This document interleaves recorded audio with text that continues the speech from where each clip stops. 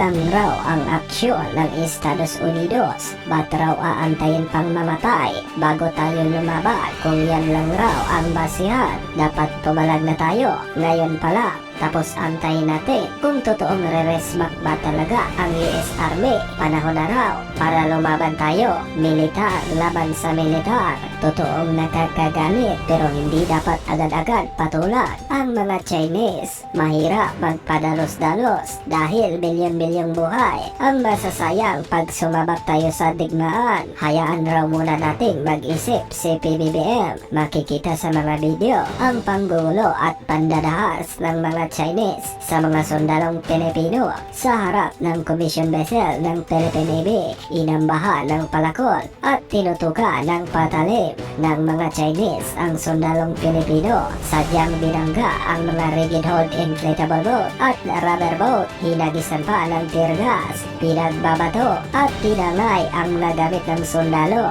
mga baril at cellphone. Hindi pa dito na kontento ang mga Chinese, kundi sinira ang reef at rubber boats. Ayon kay Philippine Navy spokesperson for the West Philippine Sea, Commodore Roy Vincent Trinidad, ang lahat ng ito ay bahagi ng taktika ng mga Chinese upang ibuyo ang mga sundalong Pilipino at hinihintay na magkamali at unang magpapoto para magkaroon ng kaguluhan. Ngunit ayon sa Navy official, hindi nila ito papatulan. Dagdag ni Trinidad, laging nakaangkla sa rules of engagement at international law ang kanilang mga hakbang. One's actions will always be guided by the rules of engagement. It will always be within the bounds of international law. We are here to assert our sovereignty. We are here to ensure our sovereign rights are protected. Tinawag din ni Trinidad na gawain ng mga barbaro ang inasal ng mga Chinese Coast Guard. Niwala umanong karapatan ang mga ito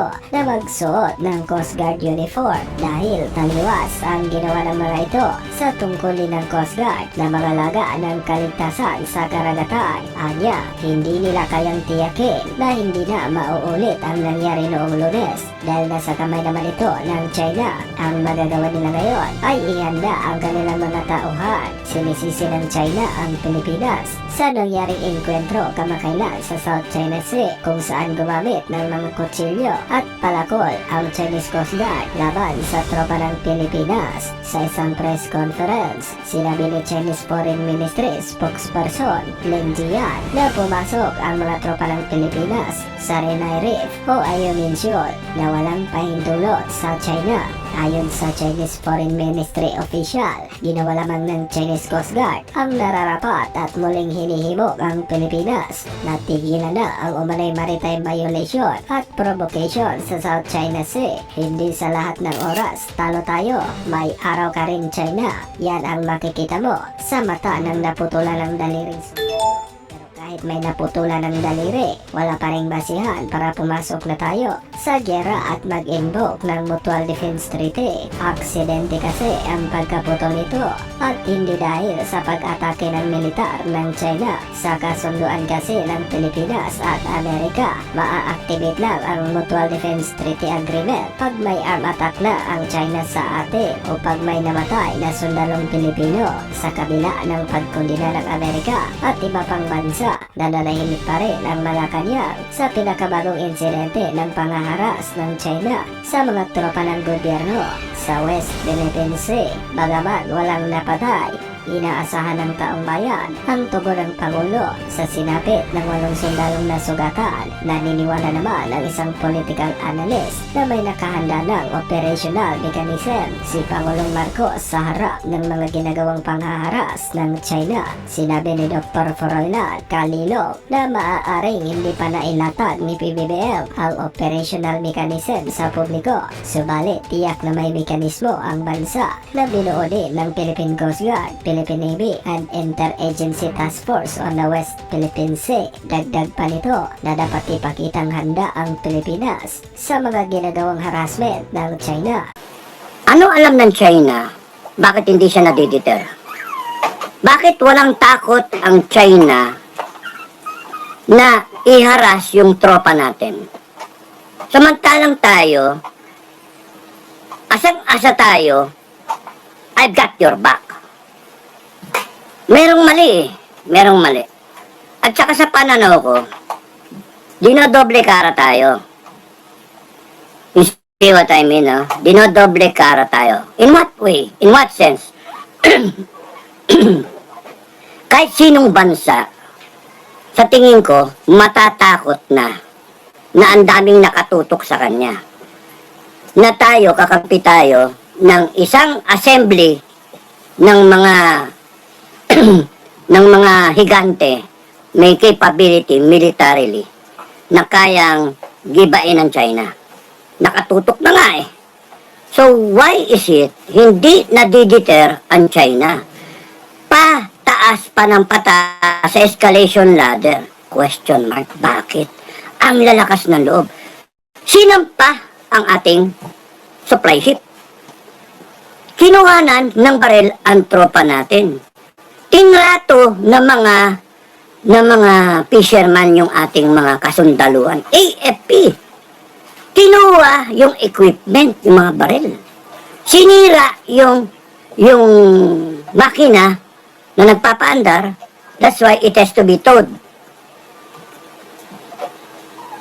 Bakit hindi natatakot yung Coast Guard ng China? Walang guideline? Galing sa itaas? O merong pasabi sa itaas, upakan nyo lang yan, okay lang. Hindi gagalaw ang US. Upakan nyo lang yan. May mutual defense yan, pero we've got assurance sa US na hindi siya makikipaglaban sa atin. Kasi nagte-trade tayo, may relationship tayo. Sinabi sa atin ng Amerika, yung mga posturing na yan, para lang ano yan eh, show of ek-ek lang yan, para bida tayo, champion tayo. Yun. May usapan. Di ba remember, pumunta doon sino yun? Si Austin ba? Yung counterpart, pumunta doon sa defense nila, pumunta sa China, nag-usap sa counterpart. Ewan ko lang, madumi isip ko eh. Naisip ko bakit may alam ang China na hindi natin alam? Bakit ang tapang-tapang ng mga tarantadong yan? Pero, may alliances tayo eh. Merong patrol ng mga mandirigma, ng mga barko, may aircraft carrier kung saan-saan. May mga missile na nakatutok. And yet, they are not deterred. Ang lalakas ng loob, sampahin yung atin, at tapos nun cause damage, cause injury sa personal natin. At hindi sila natatakot. Then may mutual defense treaty tayo. Bakit? And all of that happening, hanggang ngayon, walang statement, Malacanang. Bakit? So, what happens? Ang declaration ng ating Omid Browner, ang ginawa niyan ay hindi tama, illegal, etc. mga pirata. Nandun na tayo. Pero di nyo ba naintindihan, mga kababayan at mga AFP at lahat kayo, mga Pilipino. Pilipino rin ako. Lahat tayo, mga Pilipino. Hindi ito yung question ng escalation. Hindi ito yung question na mas malaki yung China kaysa sa atin. Ang usapan dito, tama na ba yung reaksyon natin na ganon? Tama na ba? O meron pang parating na reaksyon? Yun yung question mark ko. Kasi kung ang reaksyon natin hanggang ganon na lang, we demand. Mali yan, mga pirata kayo, ganon. Mga balasubas kayo, excessive use of force, etc. Kung yun yung reaction lang natin, and then file na naman ang diplomatic protest, and then we are again being predictable. So, hanggang doon na lang ba ang ating reaksyon? Kayo, mag-comment kayo kung gusto nyo mas matindi pa reaksyon. At ano yun? Pero wala naman may gusto ng gera.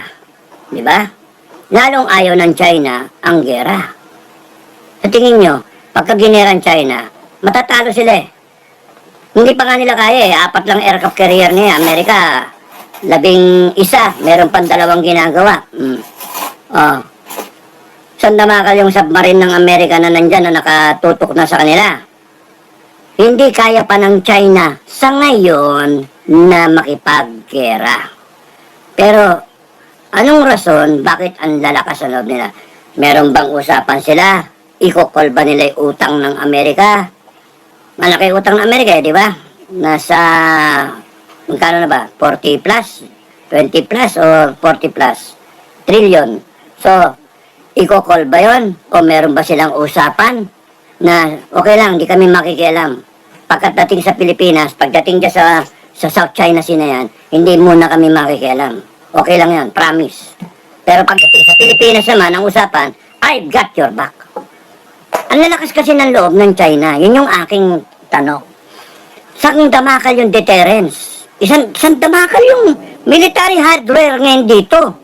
Yun yung mga feedback namin. Ang daming aeroplano, ang daming mga HIMARS na yan, etc. No? Mga ballistic missile. Medium range ballistic missile. Hindi ko gets eh. Hindi natatakot ang China? Hindi kinakabahan? So something's wrong in the setup. Na? Okay, masa tayo, Mutual Defense Treaty.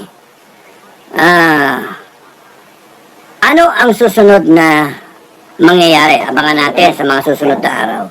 Will BBM convene yung National Security Council natin so that mapag-usapan nila, nandyan yung past presidents, nandyan yung AFP, Coast Guard, PNP, pati Congress, si Tamba, at saka si Quezon, nandyan. DFA, all other agencies na involved. So, hindi ba i-convene yung National Security Council para pag-usapan? Will you invoke the Mutual Defense Treaty? Because nagsalita na Amerika. Sinabi na ng Amerika, we stand by our close ally and the Mutual Defense Treaty is in effect. Nagpaiwatig Amerika, sige lang, invoke nyo, okay kami. Papatol kami, although it has to be acted on by the American US Congress, okay lang yun. Kung bakit parang sinasabi ng Amerika, sige, invoke ninyo, grabe ang ginawa na yun sa inyo eh. No? Pero yun yung mga tanong eh, bakit ang tatapang ng mga Chekwa na yun? No? Tapos with all these praises na yung mga Pilipino natin, Navy natin na ganun, lumaban. Bakit yung ating yung naputulan ng daliri, lumaban? Dapat sila yung naputulan ng daliri. Bakit tayo umuwi na sira yung ano natin, yung craft natin, yung ribs natin, no? Bakit bakit ganon? Tayo nawala ng baril. Hindi magamit eh. Yun yung problema, kalas-kalas eh. Kalas-kalas yung baril eh, hindi magamit. So, yun yung isang question ko, no? Yung matagal masyado reaction natin, we could improve. Dapat yan, pagkapangyari, matagal na 1 oras, may sumasalita kagad. May nagsasalita kagad. Developing story. May nangyari sa West Philippine Sea, meron nangyari doon, nagkabanggaan, nagkaanuhan, may na-injure na sundalo. More details to follow. So, nakikinig yung tao. Alam nila. Ang masama malaman ng mga tao, o mainstream media natin, sa ibang entity, sa China pa eh. Di ba pangit? And we're supposed to know, the Filipino people is supposed to know, kung magpapatayan na ba o maggegera na ba. Naka-question mark. Hindi namin alam. Yun yung shortcoming, AFP. Sorry, pero yun yung shortcoming, real talk. Malacanang, yun yung shortcoming. There's got to be something kayo na you inform the public right away, no? Na, okay, we're investigating on the matter. Yun eh, magsalita lang na ganun eh. Kasi nga nag-Twitter na, nag-ano na yung, nagto-Twitter na yung mga tao eh, yung mga foreigner eh, yung mga international counterpart, minumura na nila yung China eh, inaano na nila eh, excessive use of force, etc. Tapos, tayo wala, blanco. Ano, ginagawa nyo kaming tanga eh. Nakakainis yung ganon. Tapos magkakaroon ng press conference, thank you. At nagkaroon ng press conference, finally. Pinakinggan ko yon. At hindi nyo nasagot yung tanong eh, ng isang tao, ng isang media. Bakit Navy ngayon ang nagro-remission? Bakit Navy? Why the change? Bakit hindi yung Coast Guard? Ako, I have my own suspicion. Hindi ko masabi sa inyo kasi medyo political eh, no? Bakit Navy? Next question. Kung Navy ang nagro-remission, bakit nasaan yung backup? Nasaan yung backup? Wala, sila lang ba? Sila lang? Wala bang kasunod? Dalawa daw na nasaan na yung isa? Tapos nun, walang malaking barko, walang air force, walang attack helicopter. Bumibili naman tayo ng attack helicopter eh, ba't hindi nyo pinabadihan? May kasunod na ganyan. Para kung may mag-interfere, masyado kasi tayo nag-worry sa escalation. Samantalang yung China, hindi nag-worry kung anong bara-bara silang ginagawa nilang mag-escalate. Yun yung problema sa Pilipinas. Yun yung sa atin. We are so concerned or probably so afraid. I don't know. Hindi naman duwag yung sundalo eh. Hindi naman duwag ang AFP eh. Masyadong yung guideline, masyadong mahigpit. Magdala kayo ng baril pero kalasan nyo, lagay nyo sa bag. Jesus Mariosep naman. Dadala ka ng baril, hindi mo magamit pagkakailangan na. Yun lang iraramang ka ng ganyan eh. Pwede nang inupakan na warning shot ni. O ano yun, international incident. Gago kayo eh. Ba't kayo lumalapit sa amin? Bansa namin to eh. Magde-deliver kami. Ilang taon na kami nagde-deliver dyan since 1999. Tapos kayo forma kayo? Dapat ganun natin. Hindi, may escalate. Sira ulo. Kita mo nga sila nga. Wala silang pakialam eh. We were boarded. They disrespected a Philippine Philippine vessel. Extension ng ating soberenya. Dinasarmahan yung mga sundalo natin.